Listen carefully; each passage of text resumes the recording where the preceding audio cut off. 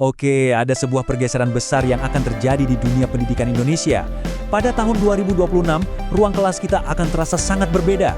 Dan ini bukan sekedar soal ganti aturan ya, tapi ini soal pergeseran filosofi tentang apa itu belajar. Nah, coba deh bayangkan pertanyaan ini. Inilah inti dari semua perubahan yang akan terjadi. Semuanya dirangkum dalam 3 kata kunci yang sangat kuat. Berkesadaran, bermakna, dan menggembirakan. Yuk kita bedah satu persatu, apa sih sebenarnya maksudnya? Oke, yang pertama adalah berkesadaran. Gini deh, bayangin murid itu bukan lagi cuma objek yang pasif. Dengan prinsip ini, mereka didorong untuk jadi, katakanlah, pilot bagi proses belajar mereka sendiri. Mereka sadar tujuannya apa dan gimana caranya biar sampai ke sana. Terus yang kedua, bermakna. Nah, ini penting banget. Kita semua pasti pernah kan belajar sesuatu, terus bertanya-tanya, ini gunanya buat apa sih? Prinsip ini memastikan bahwa apa yang dipelajari itu relevan dan bisa diterapkan di dunia nyata. Jadi nggak cuma berhenti di buku teks. Dan yang terakhir, menggembirakan. Jangan salah sangka dulu ya. Ini bukan berarti kelasnya harus jadi tempat main-main terus. Bukan.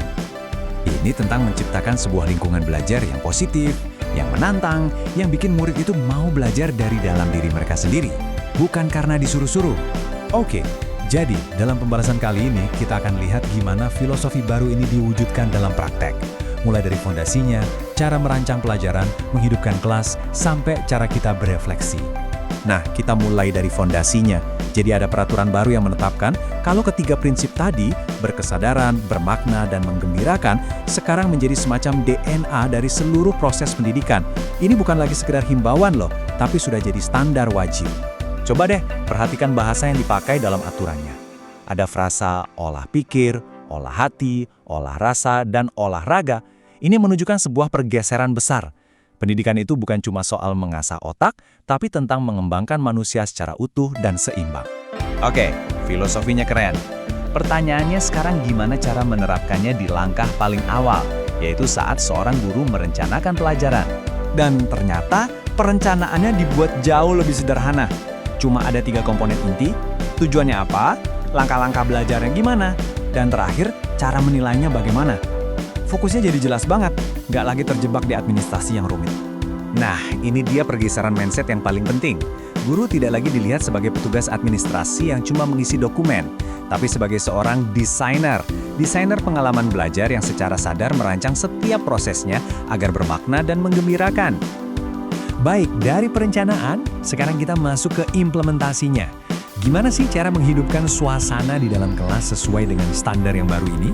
Peraturan ini bahkan secara spesifik menggambarkan suasana kelas yang ideal. Jadi, bukan lagi kelas yang sunyi senyap di mana guru ceramah dan murid mencatat, tapi sebuah ekosistem belajar yang hidup, interaktif, inspiratif, bahkan menantang, tapi dengan cara yang positif. Dan coba lihat, ini menarik sekali. Ada hubungan langsung antara peran guru dengan pengalaman murid. Ketika guru menjadi teladan, murid jadi lebih mudah memahami. Saat guru mendampingi, murid jadi berani mengaplikasikan ilmunya. Dan ketika guru memfasilitasi, murid jadi terbiasa untuk berefleksi. Semuanya saling terhubung. Sekarang kita sampai ke bagian penilaian. Biasanya ini bagian yang agak bikin tegang ya, tapi di sini konsepnya benar-benar diubah. Penilaian itu bukan lagi untuk menghakimi, tapi justru jadi alat untuk refleksi dan bertumbuh bersama. Jadi, ini poin kuncinya.